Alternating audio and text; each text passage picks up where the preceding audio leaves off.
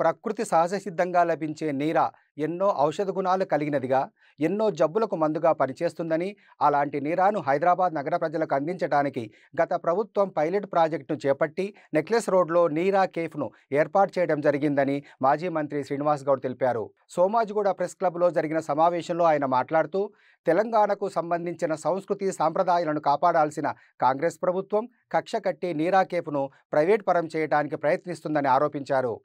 తెలంగాణ వ్యాప్తంగా ఉన్న గౌడ కులస్తుల సమస్యలను పరిష్కరించకుండా కాలయాపన చేస్తున్న ప్రభుత్వం మీద పోరాటం చేస్తామని హెచ్చరించారు శ్రీనివాస్ గౌడ్. నెక్లెస్ రోడ్లో ఉన్నటువంటి నీరా కేఫ్ పైన దాడి చేసి అద్దాలు వల్లగొట్టి ప్రతిమలు తీసేసి నీరా కేఫ్ పైన వేరే లేక్ వ్యూ హాల్ అని చెప్పి అతికిచ్చి మరి ఆత్మగౌరవం గౌడ్ల ఆత్మగౌరవాన్ని దెబ్బతీసి అవమానపరిచినటువంటి అధికారులను వెంటనే యాక్షన్ తీసుకోవాలి. కాంట్రాక్టర్ కావచ్చు, ఆఫీసర్ కావచ్చు.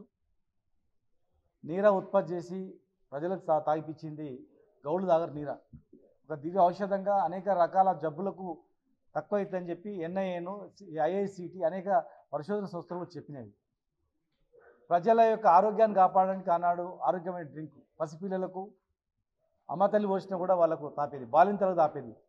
అలాంటి నీరాను, ఔషధ గుణాలు నీరాను తయారు చేయడానికి వేలాది మంది లక్షల మంది ప్రాణాలు పోయింది.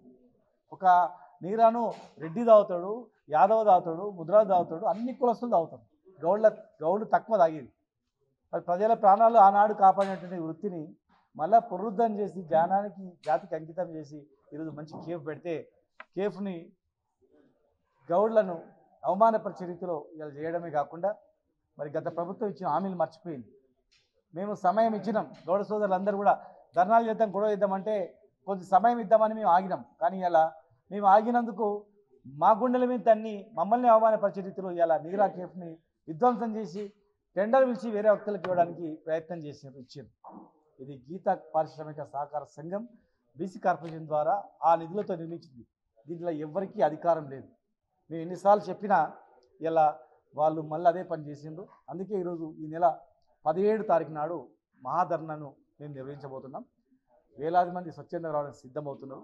ఆ లోపల మేము ఇచ్చినటువంటి గత ప్రభుత్వం ఇచ్చినటువంటి 5 లక్షల ఎక్స్గ్రేషియాను 10 లక్షలు ఇచ్చి బకాయిలతో పాటుగా 10 లక్షల ఎక్స్గ్రేషియా ఇస్తాను.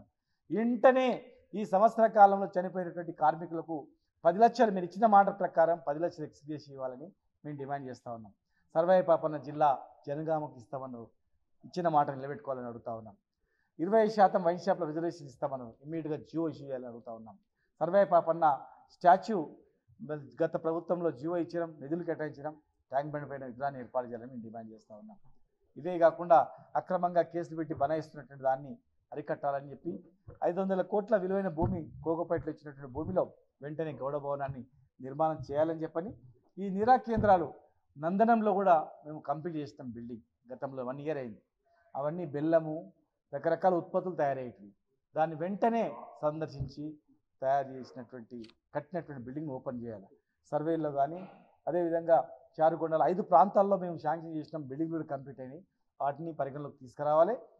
తెలంగాణ జాతి క్షమాపణ చెప్పాలి. ముఖ్యంగా గౌడ కుల వృత్తులకు క్షమాపణ చెప్పి వెంటనే గీతా పారిశ్రామిక సహకార సంఘానికి అప్పచెప్పి